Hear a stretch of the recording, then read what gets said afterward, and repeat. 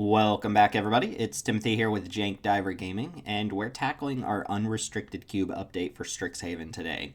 Interestingly, the main set doesn't provide too much of interest given the way the color pairs broke down, and also the fact that learn and lessons don't translate into a cube setting very well.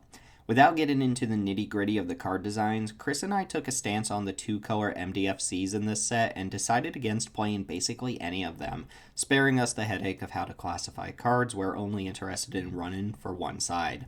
I'll spare the details, but we've got some pretty ugly opinions about the designs of these cards, and none of them are interesting enough to warrant the headache they would cause. Maybe we'll get into it another time, but what Strixhaven lacks in clean card design, it makes up for with the Mystical Archive. We've addressed some issues with the Archive during the Peasant Cube update, but it's open season here. We get to play with some of Magic's most iconic and powerful spells, and the Archive boosts the general power level of spells for the Unrestricted Cube. The majority of our changes will come from the Archive, but we've got some main set inclusions and some quality of life changes too, so I expect this to be a somewhat longer review. With that being said, remember to subscribe below for more content like this, find links to our Discord channel in the description below, and come join us for a draft or two. Enough rambling, let's sink our teeth into this update. Starting off with a few main set inclusions, we're bringing in the man PV himself, Elite Spellbinder. This card offers temporary hand disruption on an evasive beater at an efficient cost, and plays into the taxation themes that have been emergent for White with the last few set releases. White wants to beat down quickly and wants to tax your opponent out of dealing with your board. Elite Spellbinder is about as perfect as it gets for this deck, since it can snipe a key sweeper or removal spell from the opponent's hand. We tried the Boros equipment deck, and while it seemed fun in theory, it was largely a failure at attempting to do something unique in the color pair. Danitha quickly became a bit of a joke in the cube, but she's on her way where she won't have to be laughed at anymore. The other main set inclusion for White is Leonin Light Scribe, a card that converts spellcasting into an anthem effect for your board. Admittedly, it's a bit of a red herring since White doesn't actually have a lot of instants and sorceries to play in an aggro deck. However, when paired with black or red removal or even blue bounce spells, Light Scribe can put out some serious damage. It might not be fully supported in its home color, but we see potential in the ability, so we're going to give it a test. Ancestral Blade is an easy cut at this point. The initial body it makes is a little behind the curve, the equipment theme is mostly being nixed, and the bonus when re-equipped to a different creature is marginal at best. Somehow, Clarion Spirit's not already in the Unrestricted Cube, and that's just unacceptable. Clarion Spirit is one of my newest obsessions, as it plays the army in a can role and asks nothing more of you than to draft cheap cards.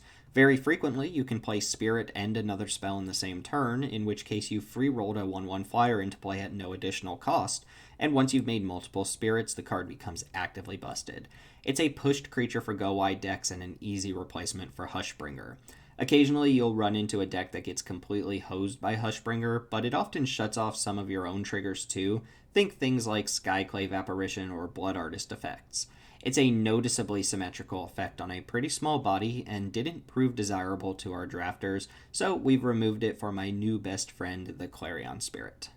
Oketra's Monument is a great example of a card that both Chris and I absolutely love, but just isn't pulling its weight in the environment.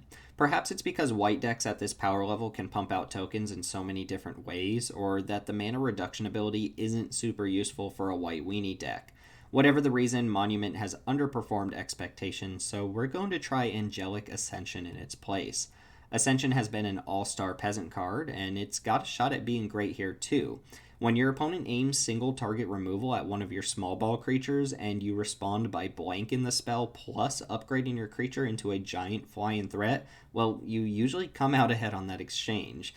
A well-timed Angelic Ascension can win games, so let's see if it lives up to our expectations in a higher power level cube.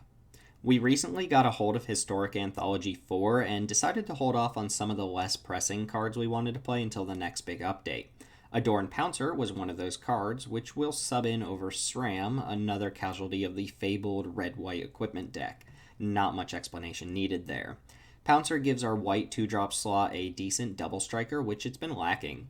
Coupled with the actual good equipment, or virtually any way to pump it, Pouncer can dish out some serious damage, and the Embalm ability means it's coming back for round 2 at some point. I wouldn't consider Adorned Pouncer a staple white creature, but I also don't see a white aggressive deck cutting it from their list. The Mystical Archive has given us 4 quality white cards that we're not already playing, the first of which is Ephemerate. For a single white mana, you can blink one of your creatures at instant speed, and with Rebound, you get to do it again on your upkeep. You can get obscene value from this card if you pick your moments. A common play pattern with this card is to hold it up as an answer to a removal spell, essentially countering that spell, then rebounding it the next turn on a creature with a good ETB effect. It's not too hard to engineer situations where you get a full card or two's worth of value from the single white mana you use to cast Ephemerate. Pride of Conquerors is one of the least drafted cards in the cube, and while there are decks where this feels like it should fit, those decks have plenty of other options to pump their board instead of relying on a finicky combat trick. You can't call yourself a true Magic player until you've had your big game-winning spell hit by a Mana Tithe. Likewise, you haven't earned the right to call yourself a Magic player until your opponent dumps all of their mana into a big X spell and you slam the Mana Tithe on the stack. Mana Tithe is the true initiation that separates the casuals from the hardened, cold-blooded world of veteran Magic players. So buckle up, it's White's world now, we just live here. In all seriousness, Mana Tithe reads like a throwaway card, but catches people off guard so often that it earns its keep, and it falls right in line with what we want out of White in this cube. Gideon of the Trials, however, does not. Gideon's just not a particularly good control card, it's not fantastic in aggro decks, and the cube doesn't really provide the pieces for full lockdowns where Gideon's emblem matters that much. Sorry to tell you, Gideon, the trial's over, and you failed, buddy. We're upping the ante in our board wipe department by swapping Fumigate out for Day of Judgment. For all intents and purposes, Day of Judgment is a second copy of Wrath of God, and just shaves a mana off the casting cost of Fumigate. When discussing the card, I posed the question whether we wanted the cleanest, most efficient board wipes possible, or if diversity among the board wipes was important. Chris pointed out that in instances where Fumigate gains you life on turn 5, you often ended up taking extra damage during the turn you could have cast a 4-mana sweeper instead, which would have saved you that damage altogether. It's an astute observation, but it doesn't account for times where you need to top deck a sweeper later in the game and mana isn't an issue. In those cases, you would rather have Fumigate. Typically, you play sweepers with the intentions of playing them on curve, though, which means the 4-mana unconditional Wrath effect is going to be more desirable more often. I'd love to hear people's opinions on the matter. In a certain category of effects, is it best to play the more straightforward, efficient versions of the cards in that category, or is there merit to diversifying, or rather sacrificing some efficiency for a more powerful effect? Let us know what you think. The final white card is the Mac Daddy of removal, the OG itself, Swords to Plowshares. It's easily the king of removal spells, and in my opinion, easily steals the crown for best removal spell in the cube from whatever had it before.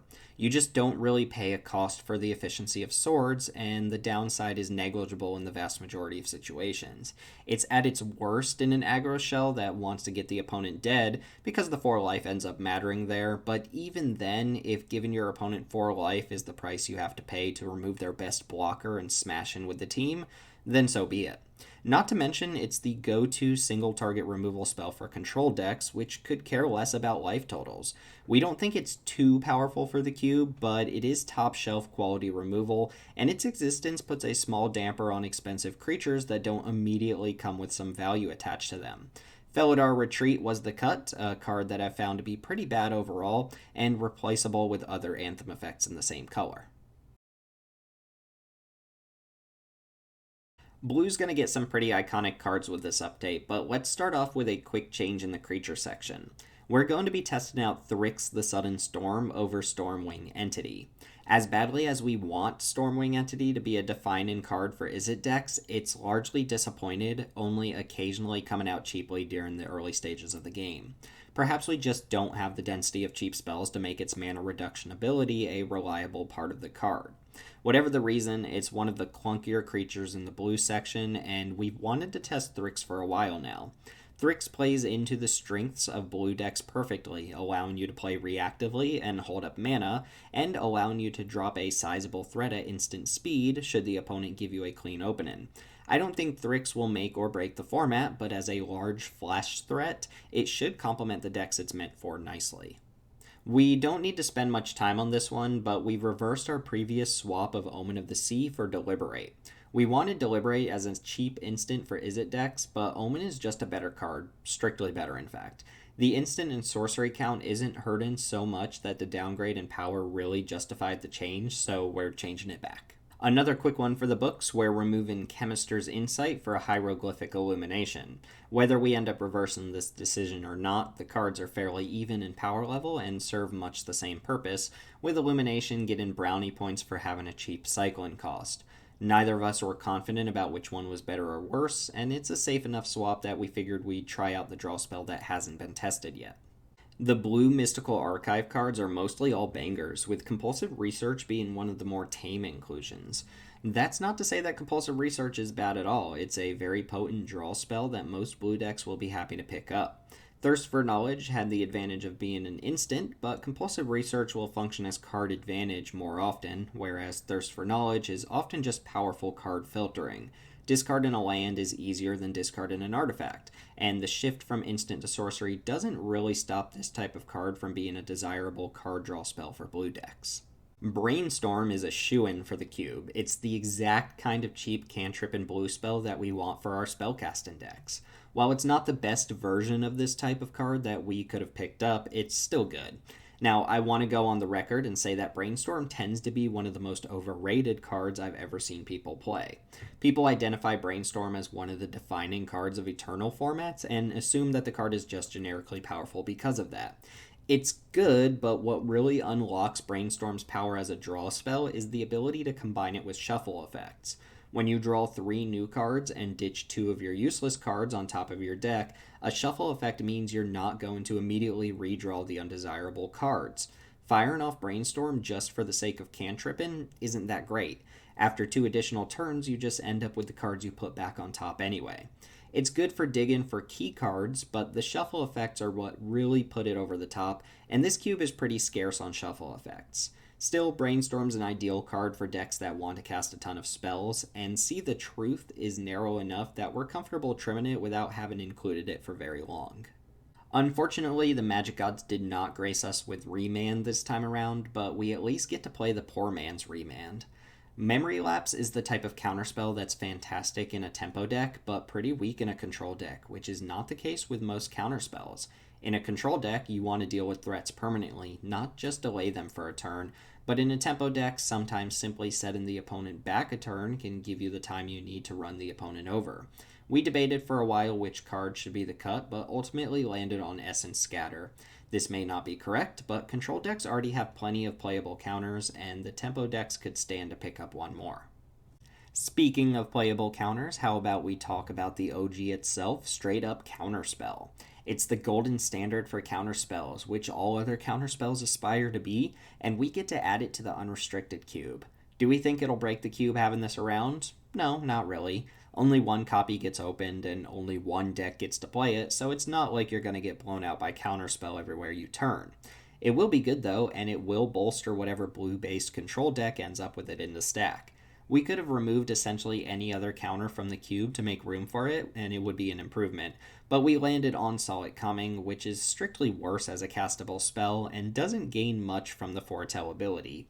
Most other cancel variants have some sort of added value, but Saw It Coming's added value is just the ability to foretell it. Counterspell just does what Saw It Coming is trying to do better, even with Foretell. Blue's last pickup is Time Warp, which actually marks the first extra turn spell in the cube. We had access to a couple of these already, but cards like Alrund's Epiphany and Nexus of Fate are just super expensive, and we never felt like Blue needed another big flashy spell at the top end. Time Warp fits a little lower down the curve and gives you what you expect from an extra turn spell without making you jump through hoops. It'll be interesting to see how an extra turn spell plays out in the context of this cube, since it's an entirely new effect, but between certain sagas and planeswalkers, it feels like a cohesive addition to Blue. Our previous update saw a couple changes in the Blue Planeswalker department, and it's pretty clear now that Jace Mirror Mage just isn't up to snuff. It's a cool design for sure, but I've played the card a few times now to very middling results.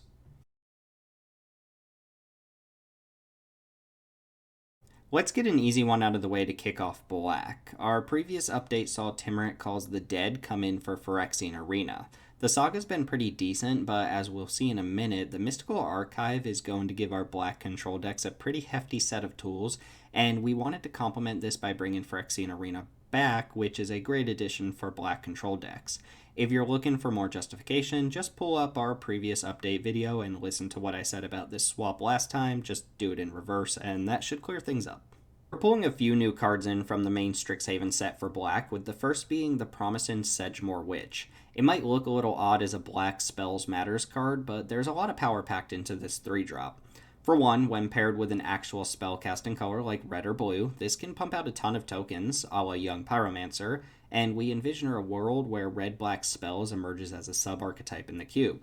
Additionally, Segmore Witch kind of just pulls its own weight in black-based aggro decks. A 3-2 menace for 3 that nugs the opponent for 3 when they target it is a real threat, and if it only pumps out a few tokens during the course of a game, I'd say that's a pretty good deal. Similar to Leonin Lightcaster in the white section, it's a card that's not fully supported in its own color, but there are plenty of instant and sorcery-based removal spells in black, and most other colors can be paired with a card like this to really push its power. I'm a huge fan of Spawn of Mayhem. It's a premium creature for black aggro decks, but we've got to find our cut somewhere, and we made the switch to cut a double pip black card down to a single pip card instead. Our second new card is Baleful Mastery, which is being subbed in over Eat to Extinction. At face value, when cast for 4 mana, Eat to Extinction is the better card due to the extra card filtering text, but that's pretty minimal upside if we're being honest.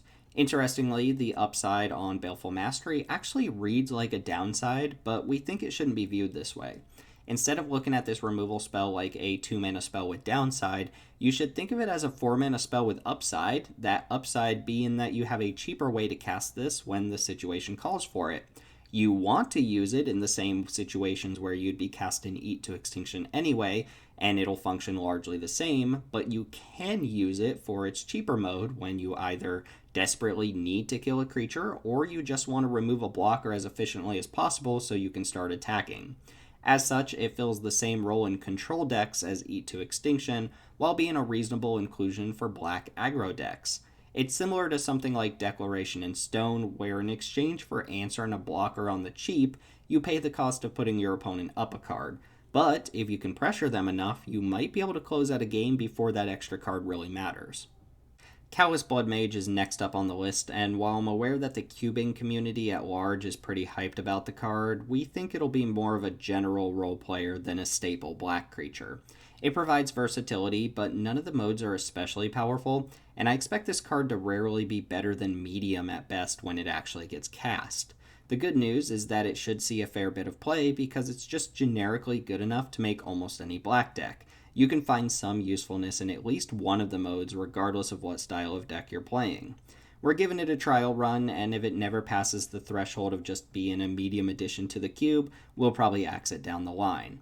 Valky's being removed, not because of power level considerations, but rather because of its back half, which is neither as powerful as people seem to think it is, nor a particularly fair inclusion in the cube, given that it's a secret Rakdos card chilling in the monocolored section. It's not a huge stretch, but it strikes a nerve with us, and we'd rather not stretch the gold sections for the time being. Strixhaven's last main set edition is a speculative one. While I'm not convinced that this swap is quote-unquote correct, we're going to try out Professor Onyx over Liliana Dreadhorde General. I personally think Professor Onyx is an inferior top-end planeswalker on almost any front, but as a standalone card, it's not too shabby. The main push for this swap was the poor win percentage that Dreadhorde General's been putting up, and while I maintain that it's one of the better cards to put at the top end of your curve, we figure there's nothing wrong with trying out something new in its spot. Professor Onyx might turn out to be an ideal finisher for black control decks, which tend to rely on blue cards to finish out a game. Using a slot to focus on self-contained black control isn't going to hurt anyone, and the question is whether or not Professor Onyx stands out from the other 6-mana Liliana that we're cutting, and we'll just have to wait to see to get the answers to that question. We'll start off the Black Mystical Archive inclusions with the least flashy of the bunch, Sign in Blood. We're used to seeing this card as a common in core sets, so having to spend a rare wild card to play it is obnoxious, but rarity issues aside, Sign in Blood gives us a decent black draw spell, which we're severely lacking. I don't want to overstate how good it is because it's a pretty medium power card, truth be told, but black decks need more generic card draw without having to dip into another color to get it. Right now, if you really want card draw in your control deck, you have to be blue to get it, but Sign in Blood is a first step at giving black card draw centered in its own color, and does so without asking you to sacrifice creatures or permanents. I could see Sign in Blood getting an upgrade down the line, but it's a fine place to start. Now, I also hate to be the person to drop truth bombs on everyone, but as a self-contained card, Cryptbreaker kind of sucks. Remember when I said Clarion Spirit was an army in a can style creature? Well, Cryptbreaker advertises itself as such and fails to deliver. The supporting cast of zombies isn't really there, and it's so rare that the correct thing to be doing in a game is discarding the Cryptbreaker's effect that it made us question why we're playing it in the first place. With the right kind of zombie support, we could see this making a comeback at some point, but it's not quite there at the moment. It should come as no surprise that we're stoked to play Crux of Fate. I've mentioned in previous videos how we keep changing the black board wipes around and keep playing around with the different versions on Arena, but Crux of Fate feels like the most consistent of the bunch. Crux plus Languish will likely end up being the gold standard for black board wipes, with Ritual of Soot and friends waiting in the wings if we feel like we need another board wipe dedicated to taking out smaller creatures. The dragon text is negligible, but it'll matter in some small percentage of games, which actually makes me like the card a little bit more. Magic the Gathering is a game that comes with its fair share of catchphrases that players like to repeat like a broken record. You can't beat such classics as Bolt the Bird or Shock the Gilded Goose. Thanks to the Mystical Archive, we now get to hear our players use a personal favorite of mine, Dies to Doomblade. At one point, Doomblade was the poster child for efficient limited removal, and its legacy will live on in the Unrestricted Cube. It falls in line with a number of our other 2-mana instant speed removal spells in black, but might end up being better than most. It's worth pointing out that most of the time you end up playing Doomblade, you've also likely removed some number of black creatures from the card pool to play in your own deck, which actually decreases the likelihood that you'll get bricked by opposing black creatures. Even so, a 2-mana spell that cleanly deals with 80% of the creatures in the cube is nothing to scoff at. We removed Epic Downfall, which isn't bad by any means. It deals with some key late-game threats, most notably the recursive creatures like Scarab God and Rekindling Phoenix, but in all honesty, a cheap removal spell like Doomblade gets the job done a decent amount of the time.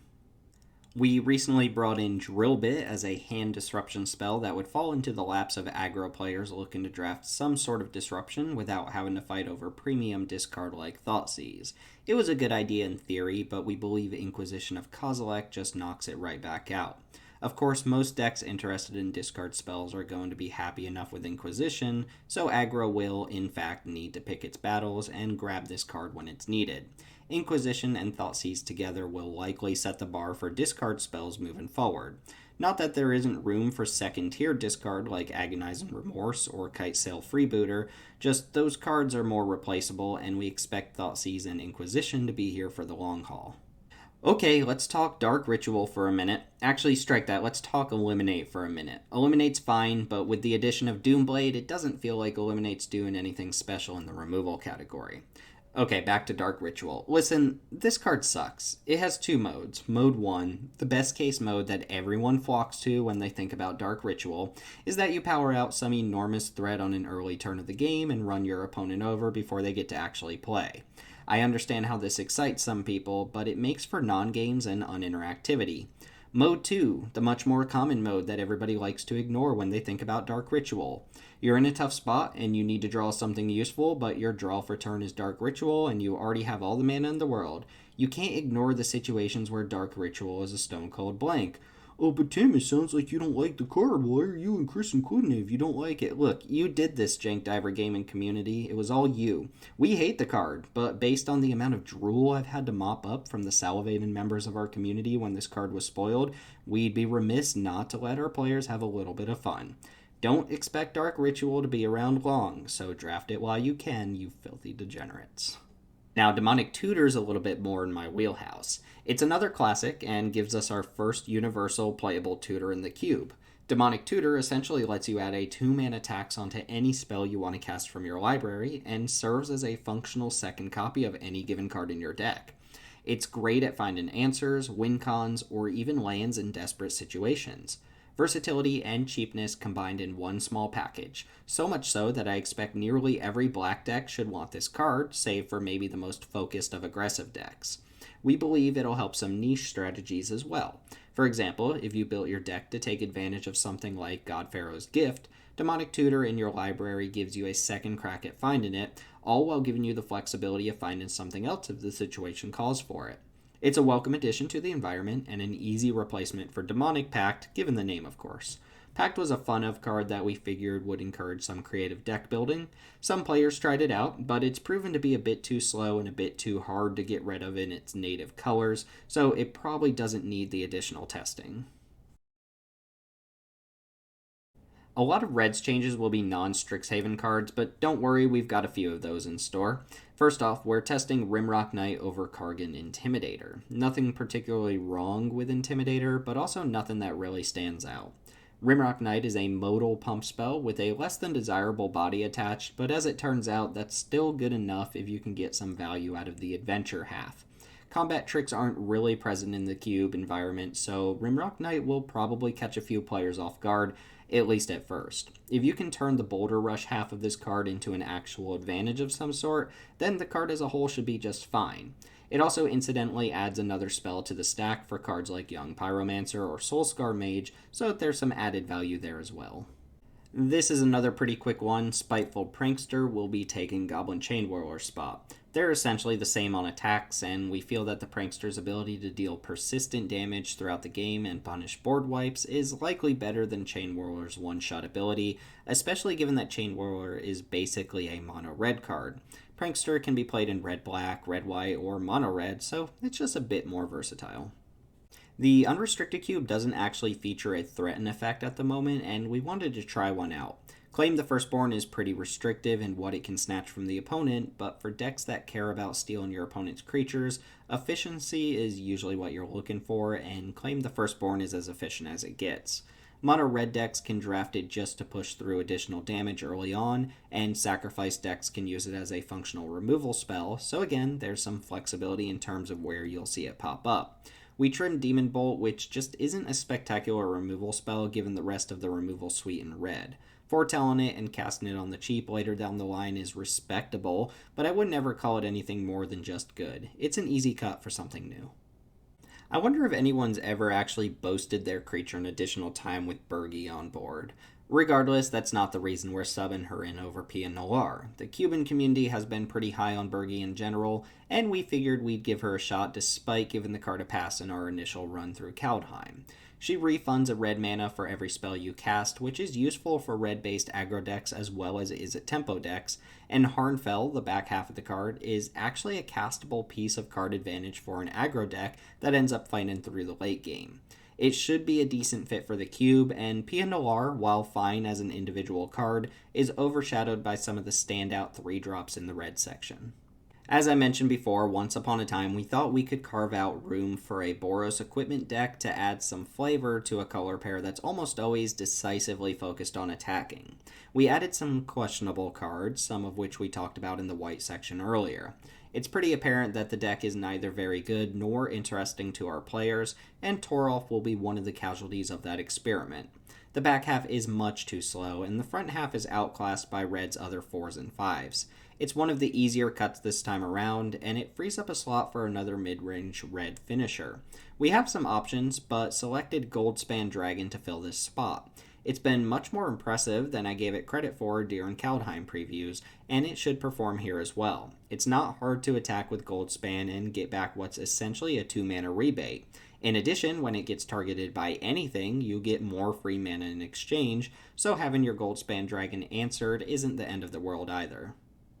Strixhaven's main set is pretty scarce in terms of quality red cards, but we picked out one from the bunch to try out.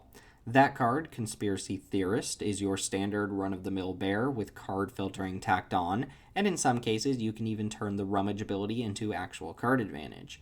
You have to be engaging in combat pretty frequently to fully take advantage of it, but hey, red decks are pretty good at getting engaged in combat. You can also take advantage of discarding as a cost to other cards to try and eke some extra value out of it. Overall, I doubt it'll ever be super impressive, but it's unique enough and just high enough over the bar that we figured we could cut a different 2-drop for it. The cut ended up being Burn and Profit, which Chris and I have had diverging opinions about. Burn and Profit certainly pulls its weight in the type of spell sling and decks that want to push in a bunch of damage, something like Is It Tempo, for example, but it's competing with other creatures for that same deck, namely Young Pyromancer and Magmatic Channeler. I could actually see Profit coming back at some point, but for now, we're opting in favor of something new to try out.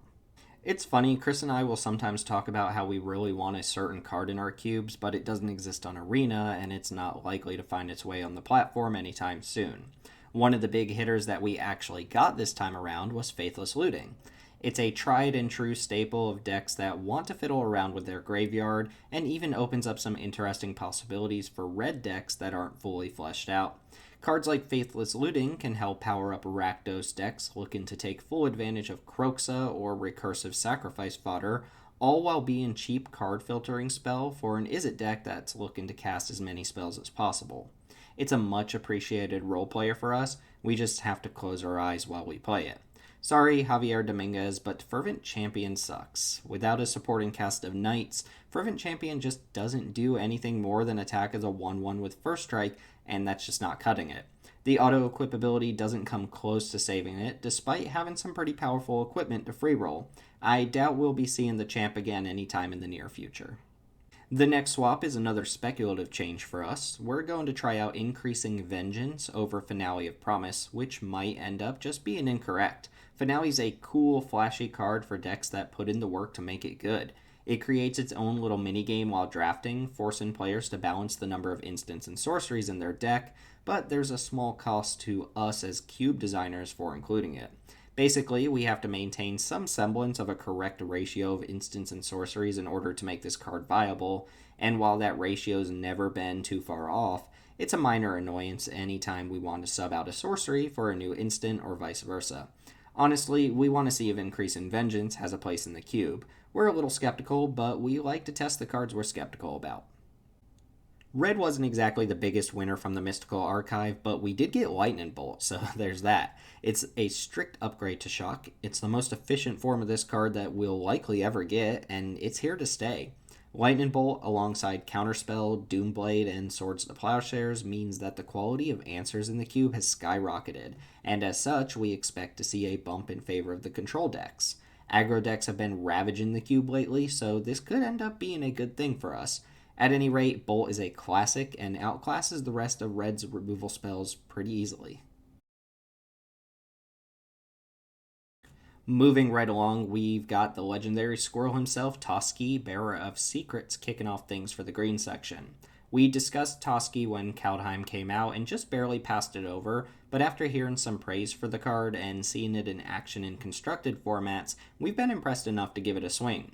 It's interesting what kind of decks will actually want Toski, because it seems out of place for the mono-green decks, but could be good alongside flyers or white token makers. Toski felt like a good replacement for Ripjaw Raptor, a solid but unpopular creature clogging up the green 4-drop section. Ripjaw's role was more akin to sideboard material against aggro decks, and while it's fine in that role, we're not keen on cards that players aren't typically interested in main decking. The Historic Anthology 4 release article described Sawtusk Demolisher as a classic green card, which is weird given that it's only existed for a little over a year, but I guess that's not the point. I'm sure some people have never even seen this card since it was a Commander exclusive, but it seems like it's priced to move in the Unrestricted Cube. You get to beast within any permanent when it mutates, and it's a pretty burly 6/6. It strikes us as an awesome disruptive creature for green decks, in the same vein as Gemrazor, but a little bit trickier to use. We also knew we wanted to cut a 5-drop, and I'm sure some people would be surprised to hear that Verdur's Gearhulk was our choice. It's not that the Gearhulk's bad, obviously, it's that we wanted to continue testing some of the more recent additions in the 5-drop section, and at the end of the day, Gearhulk is just a pile of stats. Sometimes pure stats is enough to get the job done, but it's not the most interesting way to do it, so we've got Verdur's Gearhulk on temporary suspension for the classic Sawtusk Demolisher. I've mentioned a couple of these Magecraft cards already that aren't really at home in their native color, but become potentially scary threats when paired with a spellcasting color. We're going to add Dragon's Guard Elite to that group. Yes, I know I just poo-pooed Verder's Gearhulk for being a pile of stats, and Dragon's Guard Elite is basically a pile of stats you have to put work into, but I feel like there's a distinction between that sort of effect on 2-drop and a 5-drop. In a tempo or control shell heavy on spell-based interaction, a card like Dragon's Guard Elite can snowball early enough in the game that having no real abilities doesn't hurt it much.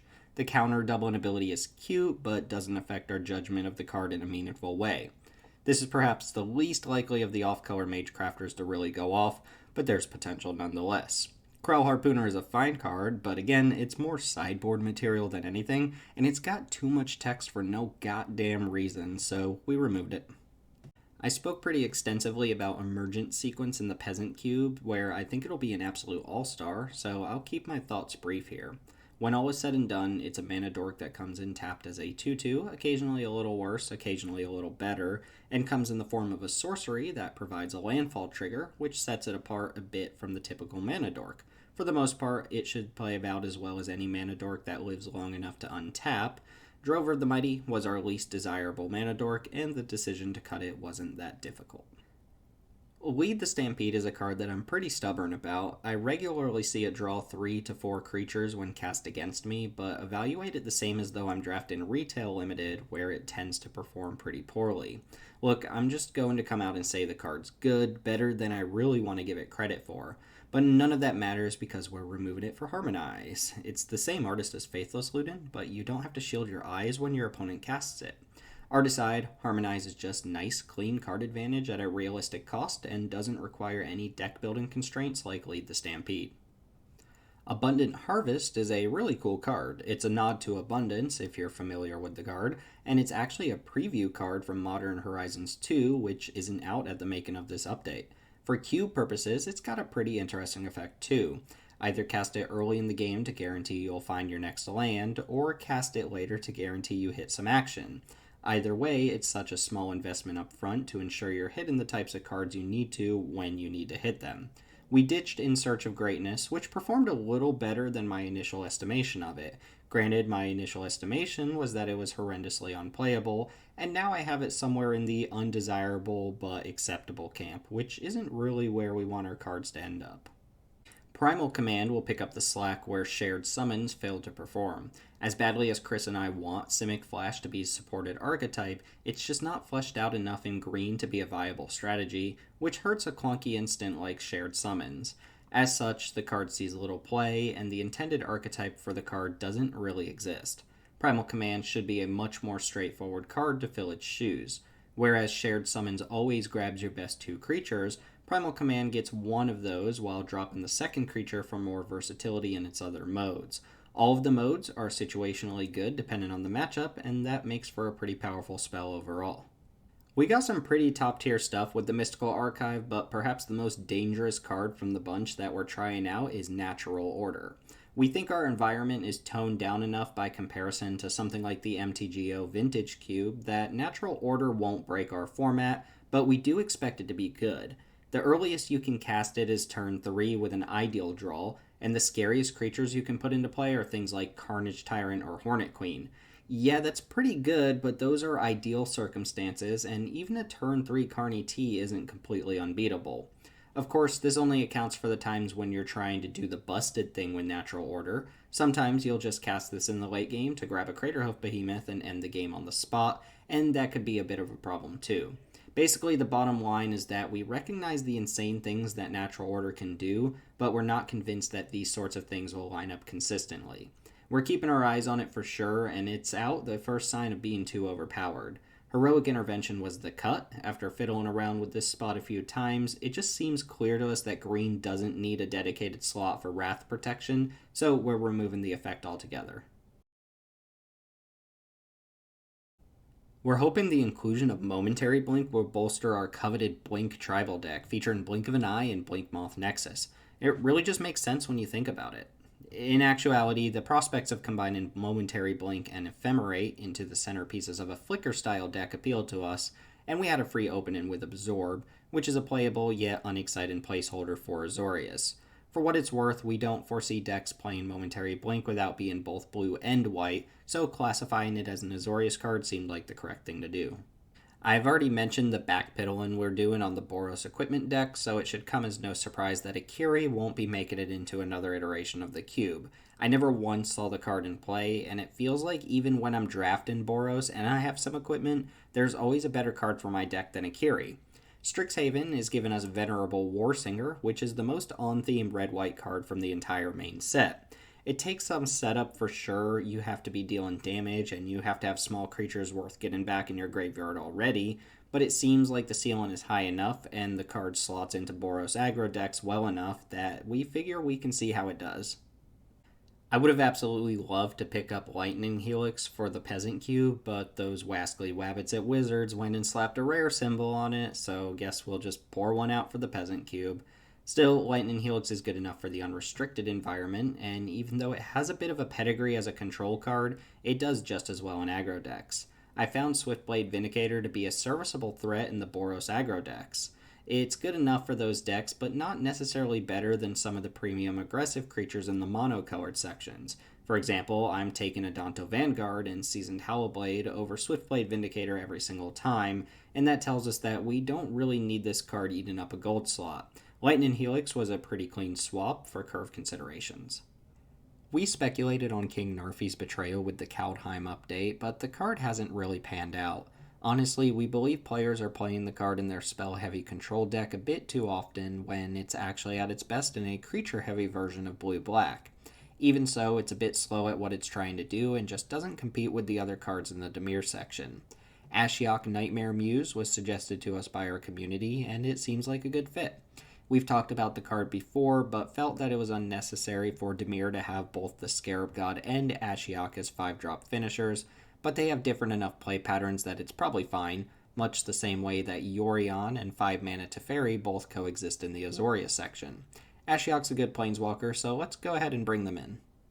Orzhov's always been and always will be one of the harder guilds to find cuts for new cards, but Doom Foretold is the least necessary card in the section, and Vanishing Verse is a bit too good not to get our hands on. I don't think we need to explain why the card's so good, even if it won't hit every target. But like I said with Doomblade, a cheap removal spell that eliminates 80% of threats you'll face is still very good. Vanishing Verse is even better, given that it can target any monocolored permanent, not just creatures. At any rate, it's pretty close to an auto-include, and Doom Foretold was cut to make room. Doom Foretold was an interesting and gratifying build-around, but it's narrow enough that the deck that wanted it rarely came together. This next one's got me a little bit worried, but we're going to try out Cosmo Serpent over Rolesque. The Apex Predator is one of those cards that reads like an incredible bomb, and very well might be, but has such a low win percentage that it kind of makes you sit back and scratch your head. Maybe our player base's aversion to mid-range decks is the reason Rolesque isn't performing very well, but whatever the reason, it's not doing so hot and we want to remove it. Coma's a bit of a hard pill for me to swallow personally, though. I find the design of the card frustrating and unfun, but it's admittedly powerful and on par with what Simic decks generally want to do in this cube. It's extremely hard to deal with, can't be countered, and wins games very quickly, but maybe the tools are present to keep it from completely ruining games. After all, it is a 7-mana spell in an environment where aggro decks are dominating.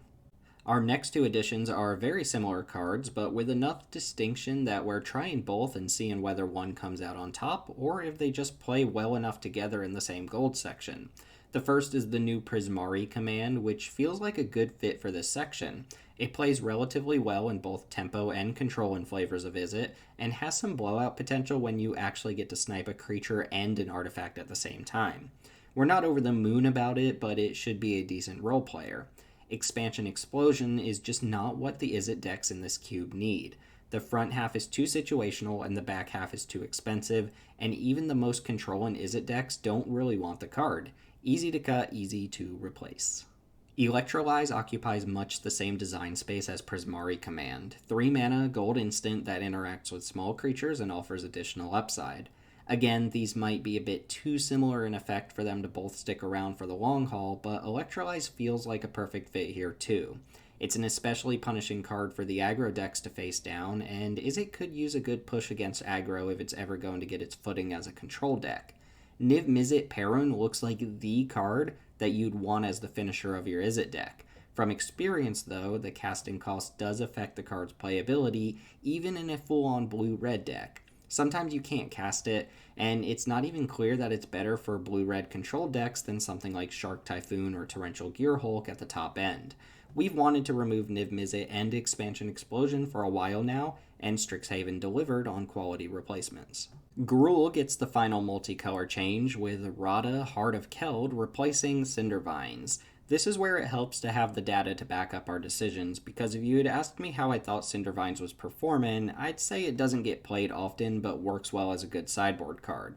As it stands, though, Cindervines has seen play in exactly 1 out of something like 27 or 28 drafts, which is a red flag that the card needs to go. Rada is another addition that we're not writing home about, but it works as a creature that helps hit land drops and threatens to hit like a truck in the late game. We've got one colorless card for this update, and it's a cool one, even if it ends up being a bit of a dud. Wandering Archaic is a bit below the bar as a 4/4 for 5, but it forces your opponent to overpay for spells unless they want you to copy them. This won't matter some amount of the time, like go ahead, copy my Wrath of God or my Crux of Fate, but there are also times that this ability can be quite annoying. Targeted discard spells and counterspells in particular lose a bit of value while the Archaic sits on board, and the Archaic has somewhat decent backside as well. Of course, you don't want to cast the sorcery half often, since you don't want to be the one casting the spells that net your opponent's extra cards, but if you're in a spell-heavy deck and the opponent isn't, let's say they're playing green-white mid-range, you could probably get away with casting the back half. Whether this card plays well or not, Karn, Scion of Urza, is really, really bad in this cube, and it was only a matter of time before it got cut. People like to defend Karn, but the card advantage is extremely slow and unreliable, and there aren't enough artifacts floating around to make the token creating ability worth it either. It's a good card somewhere, but not here. Whew, alright, we finally made it to the end. The mainline Strixhaven set was a bit of a disappointment to us, but the Mystical Archive more than makes up for it. Altogether, we're in for almost 60 changes to the list, and as always, there will be some hits and there will be some duds. Come draft with us and help us figure out which ones are which. Our drafters truly help us improve our cubes every time they play.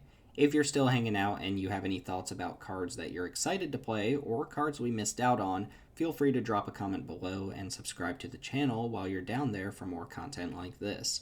You can find links to our Discord in the description below as well. This has been a long one, so we're hoping for a big shakeup to the unrestricted environment. This has been Timothy with Jank Diver Gaming. Thanks for watching. I'll see you all next time.